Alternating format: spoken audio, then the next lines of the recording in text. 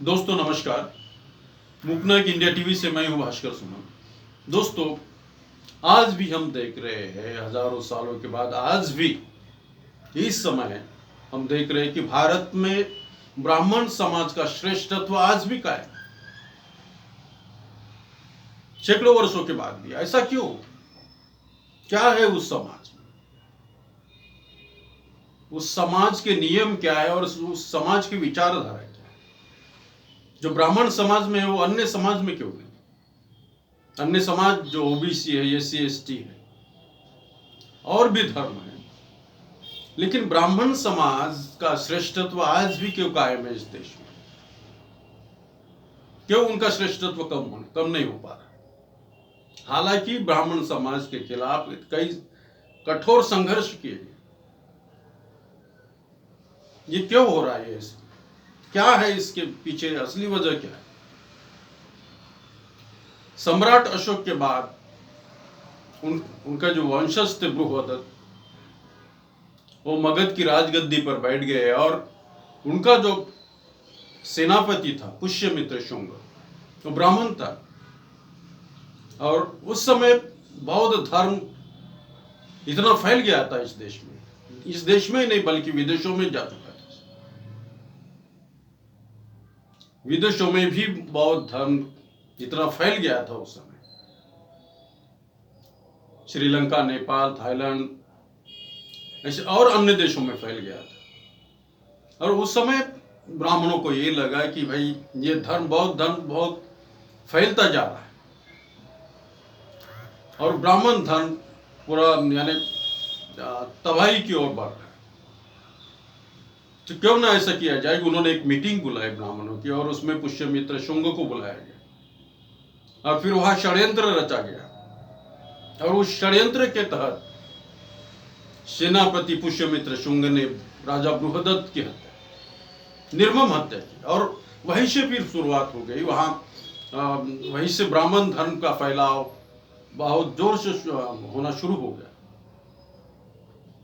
बौद्ध भिक्षुओं के सरेआम कत्ल किए गए। बौद्ध भिक्षुओं ने यहाँ से पलायन किए, इस देश से पलायन किए। और धीरे धीरे बौद्ध धर्म इस देश से समाप्त होने के कगार पर आ गया। केवल नामो मात्र था। और उसके बाद में ईस्वी सन 200-300 में जो गुप्त काल था, वो ब्राह्मण धर्म का सबसे बड़ा काल माना जाता है। और उस समय रामायण, महाभारत, मनुस्मृति जैसे जो ग्रंथ लिखे गए थे, रचनाएं की गई थी, और अंधविश्वास, भाग्यवाद, ईश्वरवाद इतना फैल गया था, चारों तरफ फैला दिया था अंधविश्वास और भाग्यवाद, ईश्वरवाद को फैला। और ब्राह्मण ही इस भगवान है, ब्राह्मण ही सबसे बड़े श्रेष्ठ भगवान है, ऐसा उन्होंने वहां प्रचलित किया। और वो प्रचलन आज भी इस देश में जारी। ब्राह्मण को ही भगवान माना जाता है। ओबीसी, एसटी, एससी समाज में जो अंधविश्वास फैलाया गया था, वो उस समय से आ गया। अभी भी वो अंधविश्वास, अभी भी वो रूढ़ी परंपरा आज भी चल रही।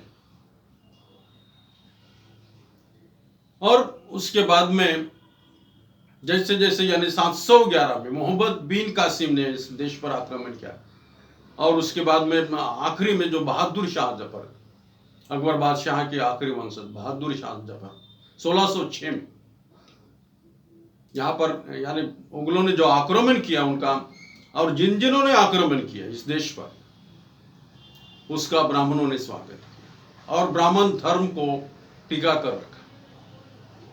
उसके बाद में अंग्रेज आए, अंग्रेजों का भी उन्होंने स्वागत किया और ब्राह्मण धर्म उस समय भी मजबूत हुआ, उस समय भी उन्होंने उस धर्म को टिका कर रखा। और आज भी, आजादी के बाद भी, आज भी ये धर्म अपना श्रेष्ठत्व कायम रखे हुए। क्या है इसकी असली वजह? क्या है?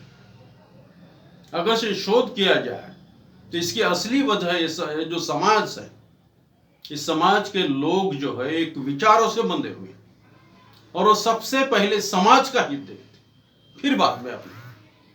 और दूसरे समाज में ऐसा नहीं। ओबीसी, एसटी, एससी समाज और अन्य जो जातियां हैं, धर्म है, उनमें ऐसा नहीं है। पहले उस खुद का स्वार्थ देखते हैं, फिर समाज, और समाज का देखते भी नहीं।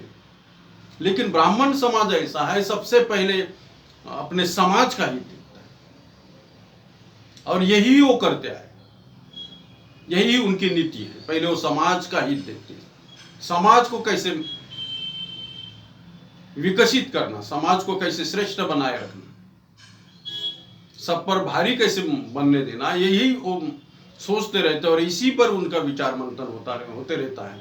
और आरएसएस आरएसएस जो है, राष्ट्रीय स्वयं सेवक संघ, उसी को मद्देनजर देखते हुए उसको बनाया गया है, वो संगठन बनाया गया। आज भी वो मजबूत है।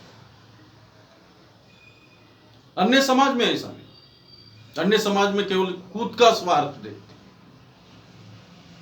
और फिर समाज का, लेकिन समाज का भी उतना ये नहीं देखते। अगर से कोई आदमी पढ़ लिख कर बड़ा हो गया या कोई किसी नौकरी पर लग गया, तो पहले वो खुद का स्वार्थ देखेगा,